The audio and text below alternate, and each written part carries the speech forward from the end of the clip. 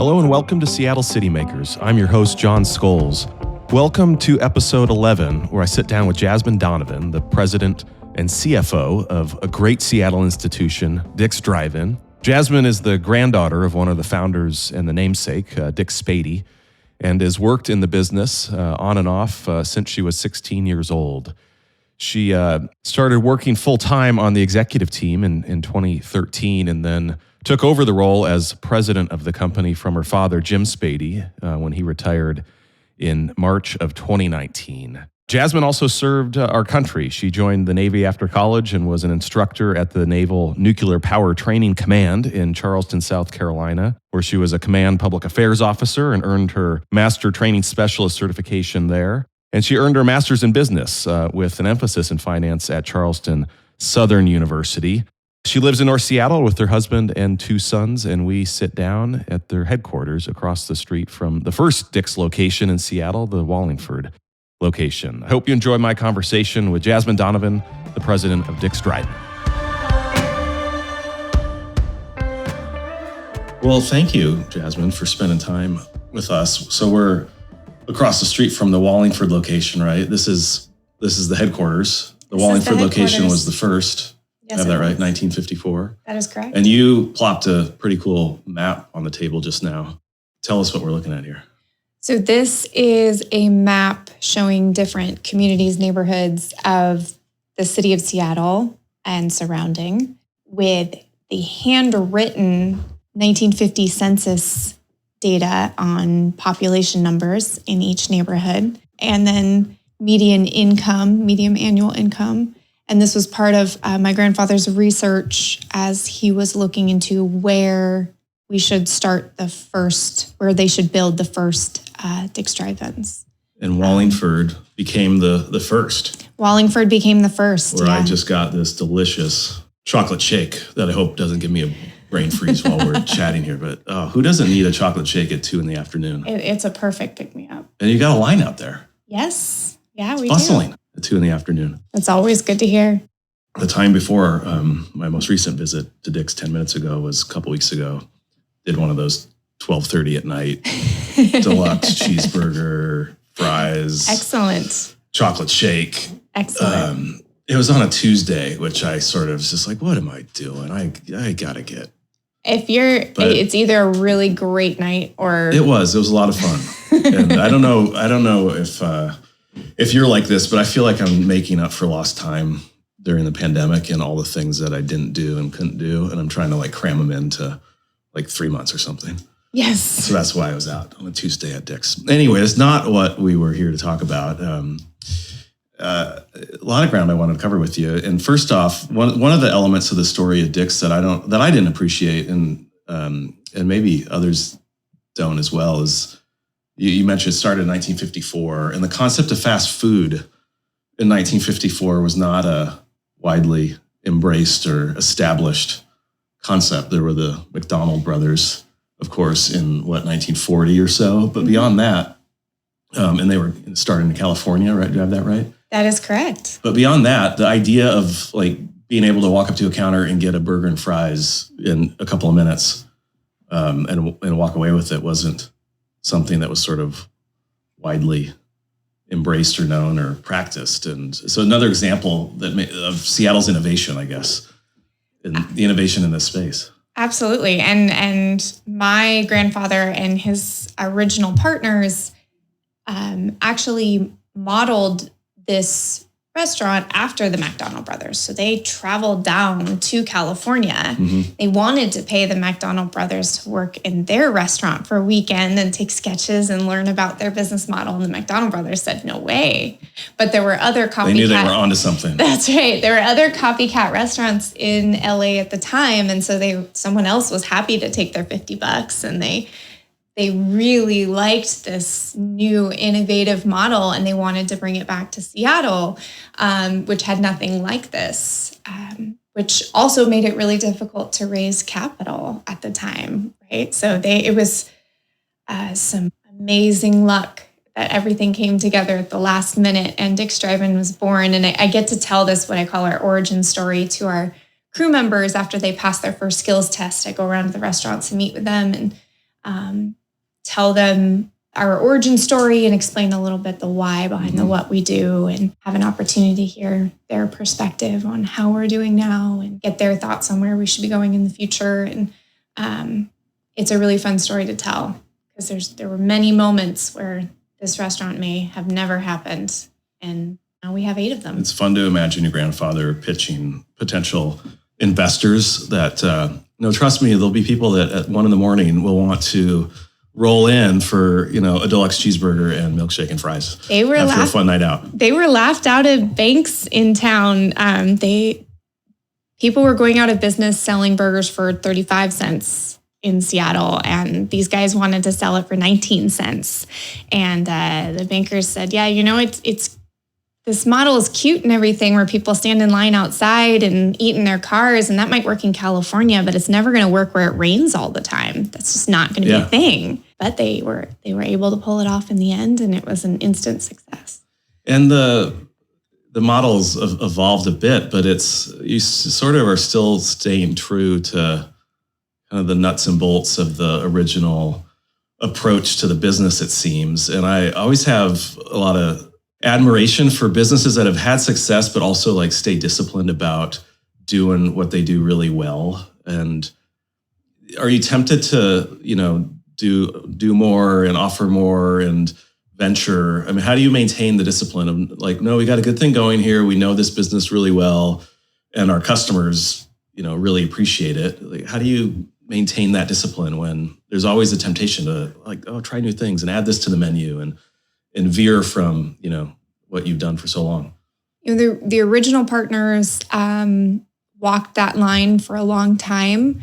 In the early 90s, my family bought out the other 2 original partners, and that was a really interesting transition for the business that kind of necessitated keeping things simple. And then for a long time, my grandfather was kind of that intuitive guide of when it was something important we should innovate on and change, and when it wasn't. And then after he passed away, myself and our leadership team, store managers came together and kind of defined our enduring purpose and our core values, and why we were still going to be in business together, why we wanted to continue to grow the business after the founder passes away. And so I think we're really clear on not just what we do, but why we do it. And that gives us a really great guideline for when innovation is necessary.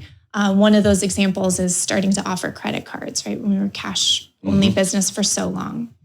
And we provide timeless value to our customers. And the way that we provide that timeless value is through high-quality food quickly and inexpensively.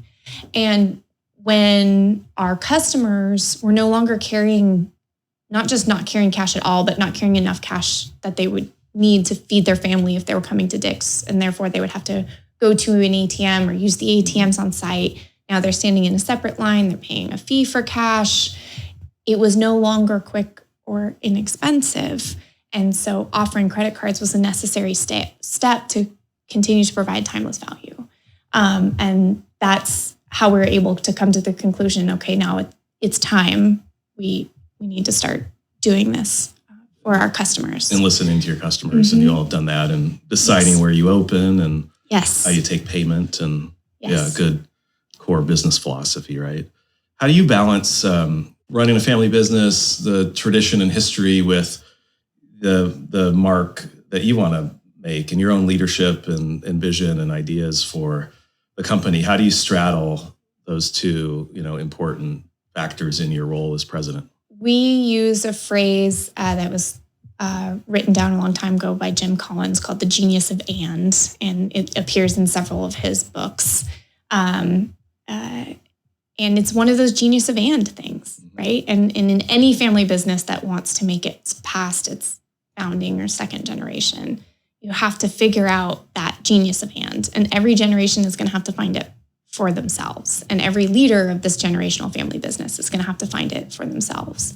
But I am first and foremost a steward of our family business, and I'm doing it for future employees of this company and future customers of this company and future generations of my family.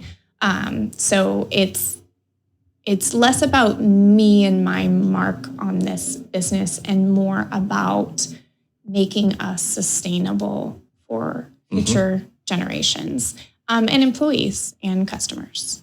And speaking of employees, I mean, part of the Dick story has been how you treat employees, the really extensive benefits, medical, the college tuition, all sorts of things. How are you? And you've continued to do that. And I think your starting wage now is what, 19 an hour? Is that right? 19 an hour is our base wage at most locations. Our two closest to downtown start at 20.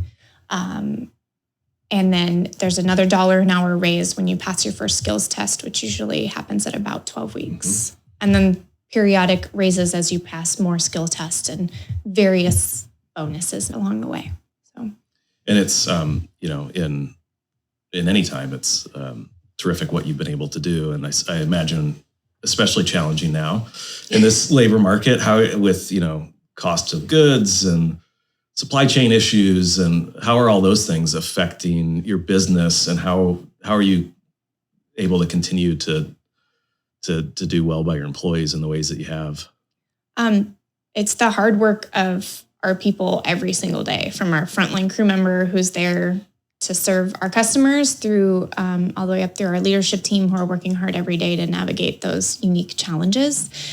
We're still understaffed. We need about 40 more people in a company of about 300 people. And that's entry-level crew positions. So it's a challenge. Every day is a new adventure with what supply items, what product items we will get and not get, or will be modified or must be modified, or we must pay extra for or wait longer for. And this is not a story unique to us. Anyone who's operating a business right now is dealing with that in one form or another. It's very challenging. And again, to be a sustainable business, we've had to raise prices. We just had a price increase again last Friday. This will have been our third in 12 months. I have access to quite a few archives for our company. I can't say it has never happened. What did this milkshake cost in 1954? In 1954, I would have to look at an original menu. That is something I should know off the top of my head. It's still a heck of a deal. It is. It is a deal, and we pay close attention to our competitors. And every price increase is agonizing. It's painful, honestly. I was talking to another restaurateur today who it's just every time we have to raise prices, it is painful. We don't want to, but we also have to continue paying our suppliers and to continue paying our employees and to be open and to be serving our customers in Has it market. affected your sales volume at all, or is there some, room you've got there and you've got a great product and people can get it fast and they know what they're getting? And it's something that it's hard to tell whether it's affected sales volume. It only happened on Friday, so ask me again in a month. Your last two increases, have you? Again, with COVID and all the changes and the timing of that is so hard to measure what is normal. I don't even know what normal looks like anymore. We've had such an amazing trend break, again, in a company where that's so unusual. We've been around for so very long, and we've seen trends develop over such long periods of time. There's amazing trend breaks in our data. And even by location, it's hard to know when to expect people to show up, when we've very much been able in the past to rely on when did people show up at this time last year? And that's when we should have people and product ready to go. You got to go back to 2019 to sort of understand. Even then, comparable. It's so different. It's so different from 2019. The jury's still out, I guess. Yeah. What's the thing you like most about leading a family company, and then what's most challenging? Both really great questions. Something that is really fun and unique about running a family business and having been around it my whole life. I worked as a crew member. I bought burgers and sat here on the porch of this very office when I was, 7 years old and enjoyed a cheeseburger and talked to my dad about the business and then worked in the business in high school and college. And one of the really special and unique things is some of the people that I worked with, I got to promote to store manager, which is a really cool cool thing we do in this company. So all of our managers, other folks might call them general managers. We call them store managers, are hired from within. They started as crew members. So people I worked with in high school and college, I got to promote to store management. And that is one of the most fun things about this job.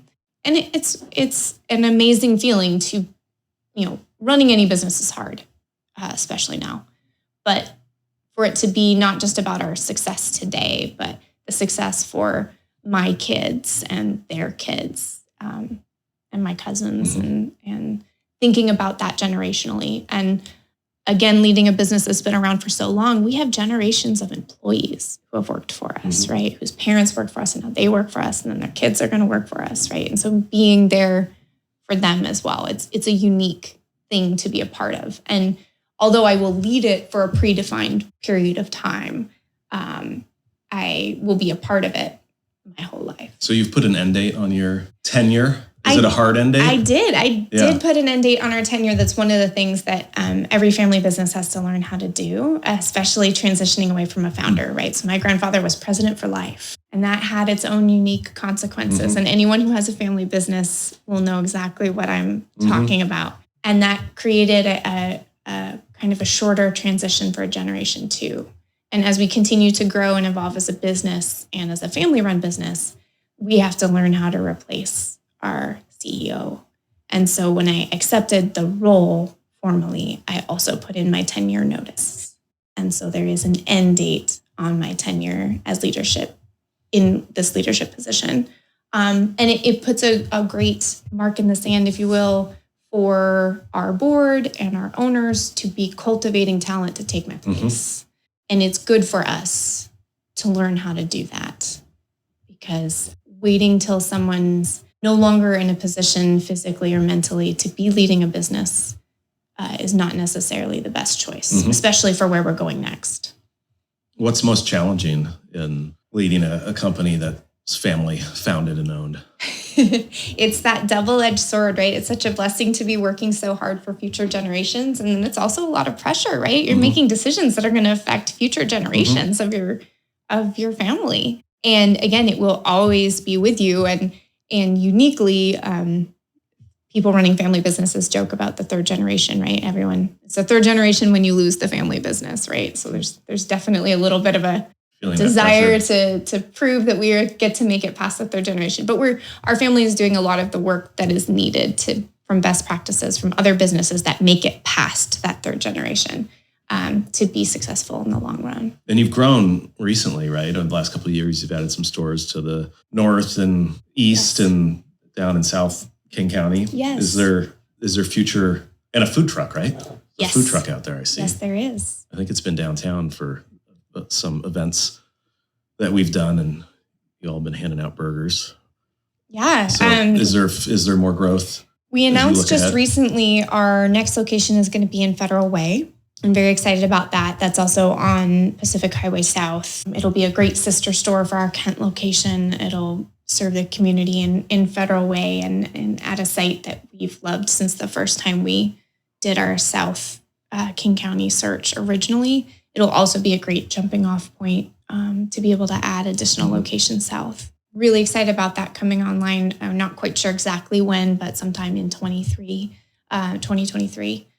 We had opened our Crossroads location in December of 21. So that's something we were continued to push forward with through COVID. And that was a little terrifying, and we did it anyway, and that's great. I'm glad we did, and it's been great to get that location open and serving the east side again. Did you all have to shut down during COVID, or based on how you operate, were you permitted to continue to serve and be open? We were always permitted to serve and be open, which was one of those great watermarks in the pandemic for us, right? At the beginning, we were wondering, okay, when are we going to get shut down? And eventually it became clear that we were going to be able to continue to operate because we were providing food in a safe way. And if all locations that provided food were shut down, then the strain on the grocery stores would increase. So to the extent that restaurants could continue to operate safely, government entities wanted us to continue doing that. So we did. And I'm really glad we did, because we were able to provide a lot of comfort to a lot of people. We were able to maintain employment of everyone. We didn't have to lay off anyone or furlough anyone. So that we were really proud of that.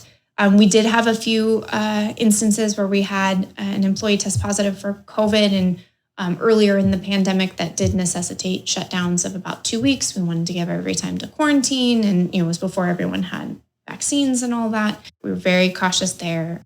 So we had a few shutdowns, but nothing permanent, and that definitely helped keep things going. And what was the decision around the food truck? The food truck.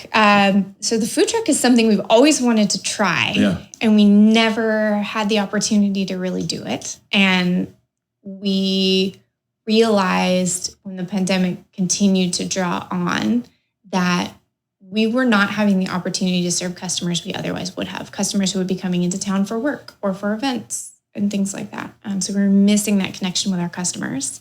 And so we thought this was a great time. Let's launch this. Let's bring, part of what we were doing for people was providing comfort and normalcy in a difficult time. We would bring the food to them.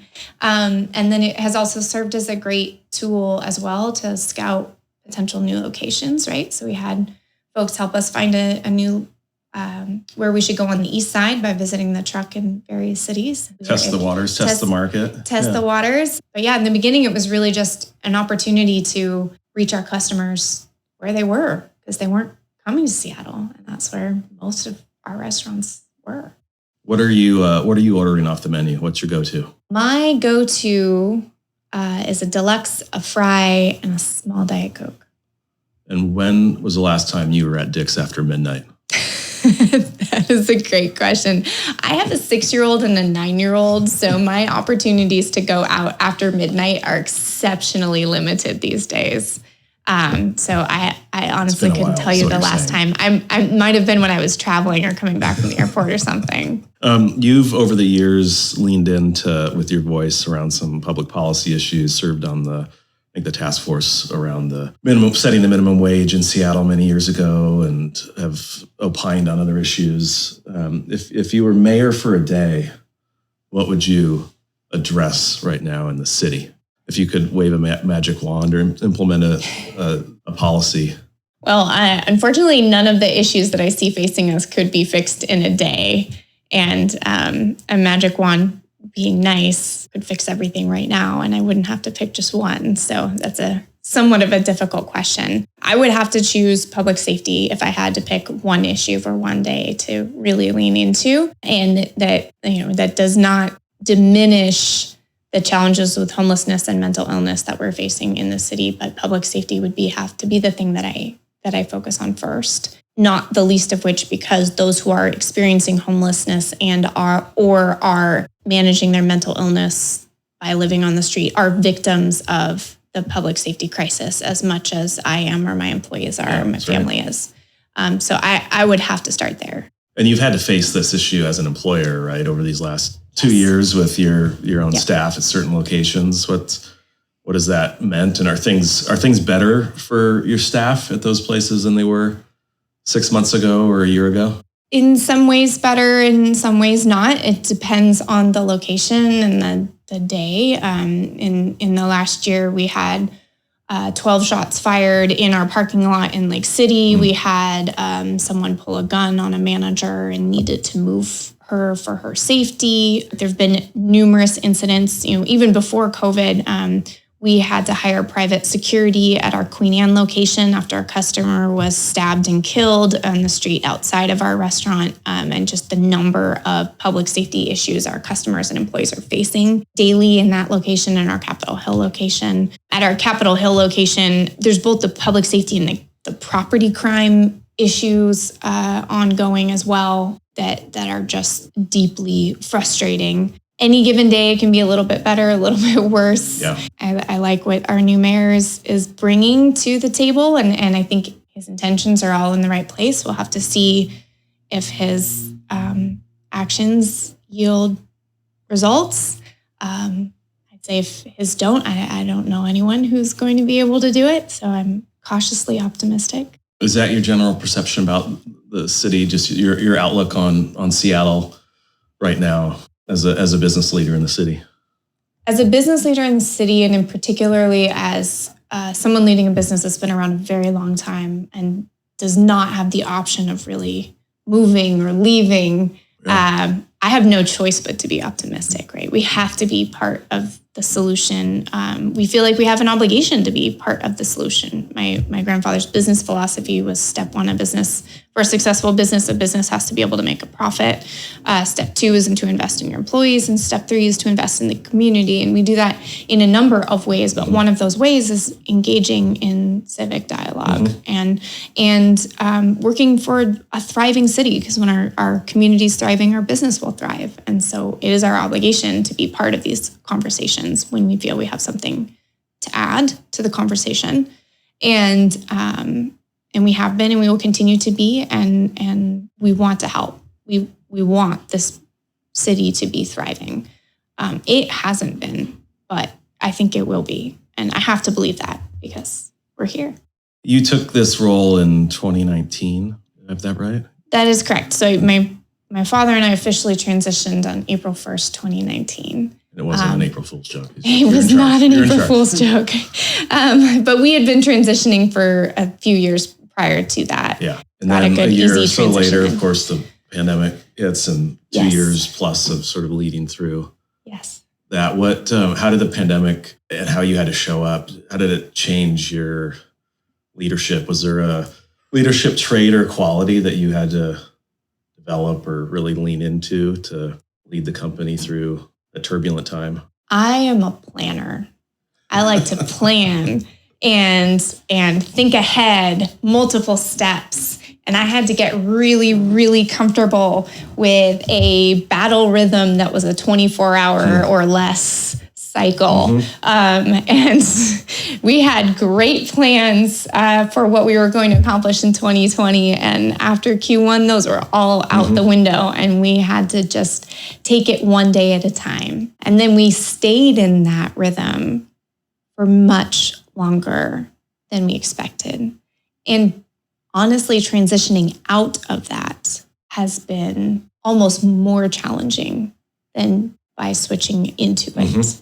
Transitioning away from the crisis response back into a more of a strategic planning, long-term picture has been difficult. That's interesting you say that. I've had similar thoughts and feelings about that, because you're in this sort of day-to-day kind of crisis mode, right? And all these decisions you've got to make on a real frequent basis, as we did in the teeth of COVID there. And then to now get to a point where you can pause and look ahead and plan and strategize takes a little bit more intention to sort of get out of that.